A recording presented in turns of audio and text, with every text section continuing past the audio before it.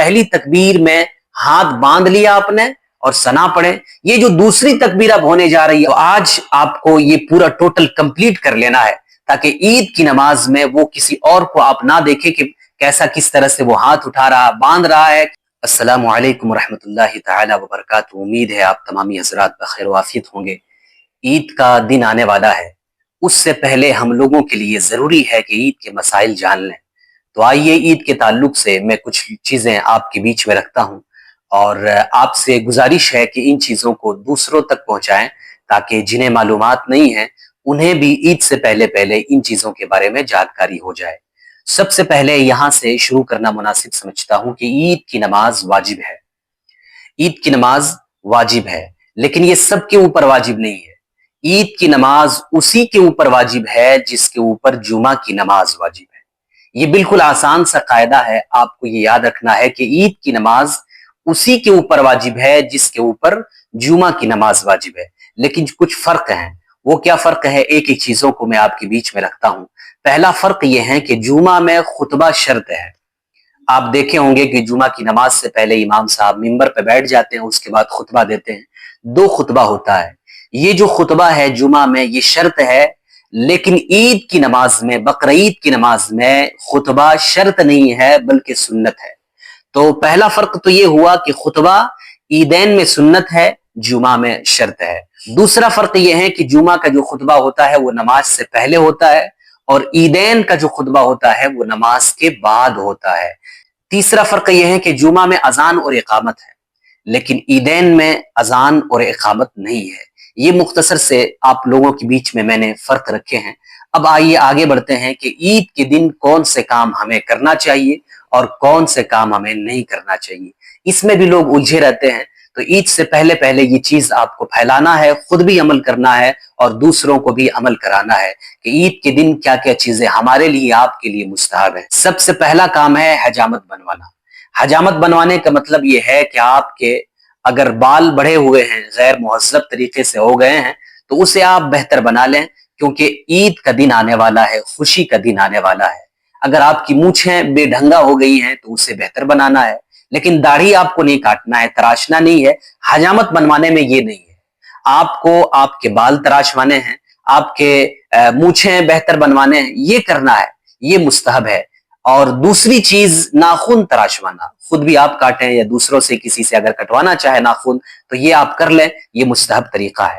تیسری چیز جو ہمارے اور آپ کے لیے مستحب ہے وہ ہے غسل کرنا. عید کے دن غسل کرنا یہ مستحب ہے. چوتھی چیز ہے مسواک کرنا. مسواک کا بڑا مقام ہے، مرتبہ ہے اسلام کی نظر میں.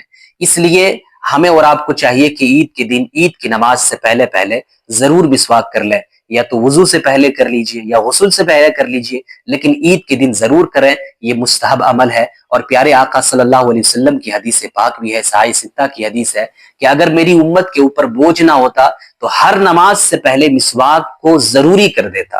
تو اب آپ کے اوپر ہے، اگر آپ اپنے اوپر ضروری بنا لیں تو نبی کریم صلی اللہ علیہ وسلم کی محبت حاصل کرنے میں آپ کامیاب ہو سکتے ہیں. تو میں نے چوتھی چیز بتائی کہ مسواک کرنا یہ عید کے دن مستحب ہے. پانچویں چیز اچھے کپڑے پہننا.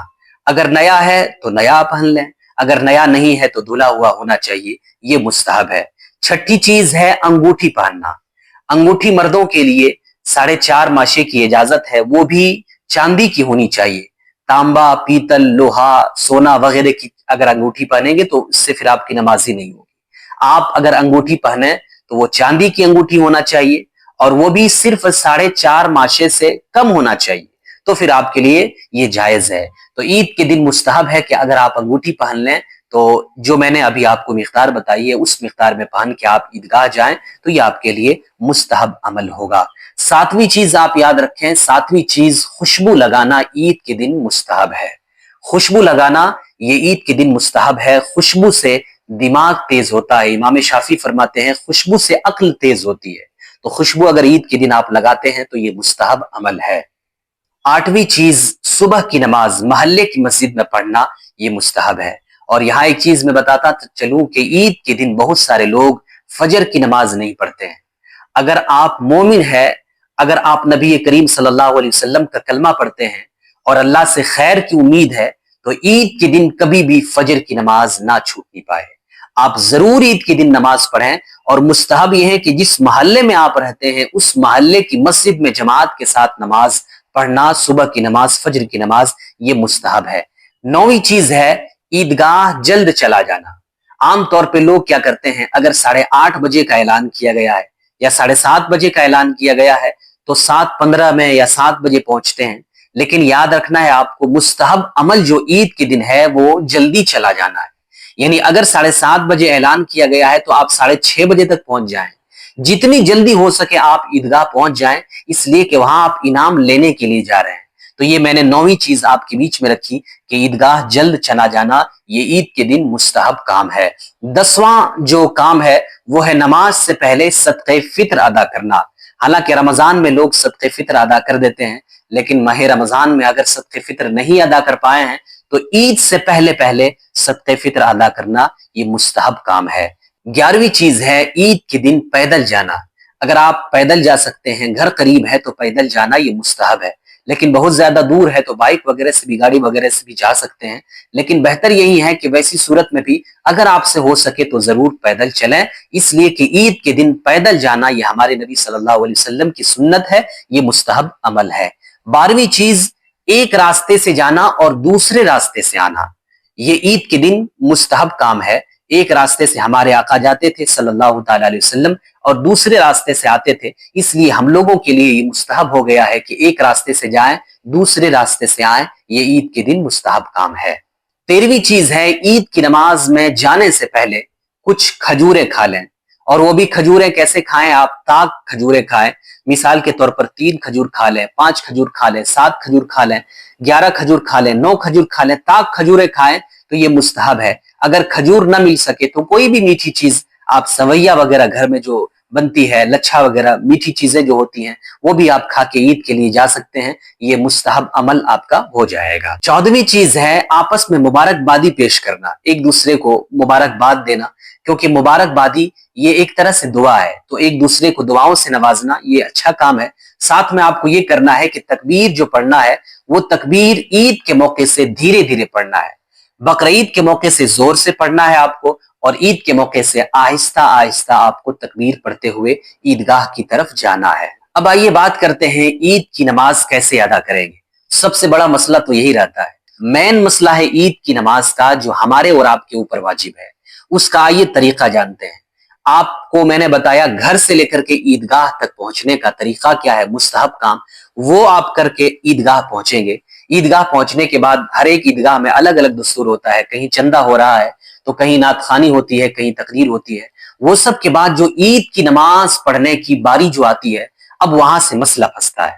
تو اس کے لیے آپ کو یاد رکھنا ہے کہ عید کی نماز سے پہلے آپ عید کی نیت یاد کر لیں۔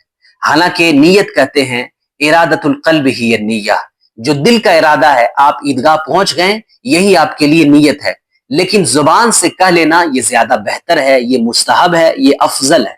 اب زبان سے کیسے کہیں گے؟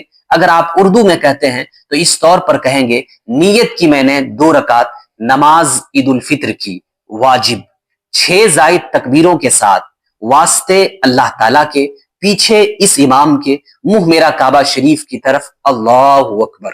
یہ اردو کی نیت میں نے بتا دی۔ اگر کوئی عربی میں نیت کرتا ہے تو وہ عربی میں اس طور پر نیت کر سکتا ہے، نویت ان اصلی للہ تعالی رکعتی صلاۃ عید الفطر واجبتا للہ تعالی مع 6 تکبیرات اقتدیت بهذا الامام متوجہا الى جہت الکعبۃ الشریفۃ، اللہ اکبر۔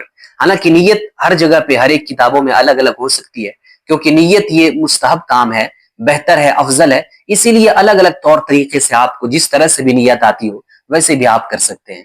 یہاں سے آپ کو چوکنا ہو جانا ہے اور کیئرفلی سنیے تاکہ عید کی نماز میں گڑبڑی نہ ہو جائے، اس لیے کہ امام صاحب وہ اپنا کام کر رہے ہوتے ہیں، پیچھے کے جو لوگ ہوتے ہیں، مقتدی ہوتے ہیں، انہیں کچھ معلوم نہیں ہوتا ہے، تو وہ آس پاس دیکھتے رہتے ہیں کہ آس پاس کے لوگ کیا کر رہے ہیں، ہاتھ چھوڑ رہے ہیں کہ ہاتھ باندھ رہے ہیں۔ تو آج آپ کو یہ پورا ٹوٹل کمپلیٹ کر لینا ہے تاکہ عید کی نماز میں وہ کسی اور کو آپ نہ دیکھیں کہ کیسا کس طرح سے وہ ہاتھ اٹھا رہا، باندھ رہا ہے کہ ہاتھ چھوڑ رہا ہے، یہ کنفیوژن ہی آپ کا دور ہو جائے۔ آپ کنفیوژن دور کرنے کے لیے اس کو آپ مکمل دیکھیں۔ سب سے پہلے تو آپ نے نیت کر لی نیت کرنے کے بعد اللہ اکبر کہہ کے ہاتھ آپ نے باندھ لیا. ہاتھ جیسے باندھا یہاں پہ آپ کو ثنا پڑھنا ہے. یہ پہلی تکبیر ہوئی. نیت کرنے کے بعد اللہ اکبر کہتے ہوئے ہاتھ باندھا, یہاں آپ کو ثنا پڑھنا ہے سبحانک اللہم و بحمدک و تبارک اسمک و تعالی جدک ولا الہ غیرک. یہ جو ثنا ہے یہ آپ نے پہلی تکبیر میں پڑھ لی. اب امام صاحب دوسری تکبیر کہیں گے. دوسری تکبیر جو اللہ اکبر کہتے ہوئے امام کے پیچھے آپ رہیں گے تو آپ کو بھی امام کے ساتھ ساتھ ہاتھ کو چھوڑ دینا ہے. آسانی کے لیے یاد رکھیے کہ پہلی تکبیر میں ہاتھ باندھ لیا آپ نے اور ثنا پڑھیں. یہ جو دوسری تکبیر اب ہونے جا رہی ہے اللہ اکبر, تو ہاتھ آپ کو چھوڑ دینا ہے, یہ دوسری تکبیر میں. تیسری تکبیر پھر امام کے ساتھ آپ کہیں گے اللہ اکبر, اس میں بھی ہاتھ آپ کو چھوڑ دینا ہے.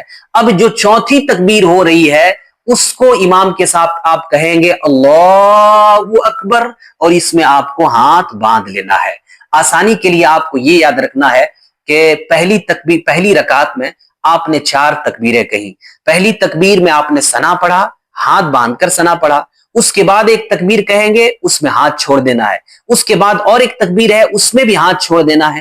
اس کے بعد کی جو تکبیر ہے اس میں ہاتھ باندھ کر آپ کو کھڑا ہو جانا ہے. یعنی اب امام کے پیچھے جو آپ کھڑے ہیں تو امام الحمدللہ اور کوئی سورت پڑھیں گے تو آپ کو سننا ہے. یاد رکھیے پہلی تکبیر جو آپ ہاتھ باندھے ثنا کے لیے, اس کے بعد 2 تکبیروں میں ہاتھ آپ کو چھوڑ دینا ہے. اس کے بعد کی جو تکبیر ہوگی اس میں آپ کو ہاتھ باندھ لینا ہے, اور باندھنے کے بعد جیسے جیسے امام صاحب وہ رکوع سجدہ کریں گے وہ پورے آپ مکمل کریں گے. مکمل کرنے کے بعد دوسری رکعت کے لیے آپ کھڑے ہو جائیں گے. دوسری رکعت کے لیے کھڑے ہونے کے بعد امام صاحب ہاتھ باندھ لیں گے, آپ کو بھی ہاتھ باندھ لینا ہے. اور یہاں امام صاحب وہ قرات کریں گے, سورہ فاتحہ پڑھیں گے, اس کے ساتھ کوئی سورت پڑھیں گے. اس کے بعد پھر یہ مکمل ہونے کے بعد امام صاحب تکبیر کے لیے ہاتھ اٹھائیں گے اللہ اکبر. یہ پہلی تکبیر آپ کو ہاتھ چھوڑ دینا ہے. اللہ اکبر. دوسری تکبیر میں بھی آپ کو ہاتھ چھوڑ دینا ہے. اللہ اکبر. تیسری تکبیر میں بھی آپ کو ہاتھ چھوڑ دینا. اللہ اکبر. چوتھی جو تکبیر ہوگی اس میں ہاتھ نہیں اٹھانا ہے, بلکہ چوتھی تکبیر آپ کو بغیر ہاتھ اٹھائے ہوئے رکوع میں چلا جانا ہے, اور وہاں جا کے جو معمولات ہیں, جو پڑھنے کے دستور ہیں, وہ آپ کو مکمل کرنا ہے. اس طرح سے یہ 2 رکعت ہے, اور اس کا طریقہ میں نے آپ لوگوں کے بیچ میں رکھ دیا ہے. امید کرتا ہوں کہ آپ لوگ اس کو سمجھے ہوں گے. ایک مسئلہ یہاں یاد رکھیے کہ اگر کسی کی عید کی نماز چھوٹ جائے تو وہ کیا کرے. اگر کسی کی عید کی نماز چھوٹ جائے, مثال کے طور پر وہ وہاں پہنچے تو دیکھا کہ عید کی نماز ہو گئی, ایسے آدمی کے لیے کیا حکم ہے؟ ایسے آدمی کے لیے حکم یہ ہے کہ پھر وہ دوسری جگہ معلوم کرے کہ جہاں نماز نہیں ہوئی ہے. اگر وہاں پہنچ سکتا ہے تو جا کے پڑھ لے, اور نہیں پہنچ سکتا ہے تو پھر وہ چاشت کی 4 رکعت نماز ادا کر لے. یاد رکھیے گا, دوسروں تک بھی پہنچا دیجیے آپ کہ جس کی اگر عید کی نماز چھوٹ جائے تو اس کو 4 رکعت چاشت کی نماز پڑھنا ہے. چاروں میں قرات کرنا ہے, الحمدللہ کے ساتھ کوئی سورت ملانا ہے, اس لیے کہ یہ جو 4 رکعت ہے یہ نفل نماز ہے, اور نفل نماز کی ہر ایک رکعت میں سورت ملانا ہوتا ہے. یہ میں نے مسئلہ بتا دیا اس آدمی کے لیے جس کی عید کی نماز چھوٹ جائے. ایک مسئلہ یہ بھی آیا, کسی نے پوچھا تھا کہ ہم مرد لوگ تو عید کی نماز پڑھتے ہیں, کیا عورتوں کے اوپر بھی عید کی نماز واجب ہے؟ تو اس کے لیے فتاوی شامی کی ایک عبارت ہے, لا تجب علی المرأة, عورت کے اوپر عید کی نماز واجب نہیں ہے.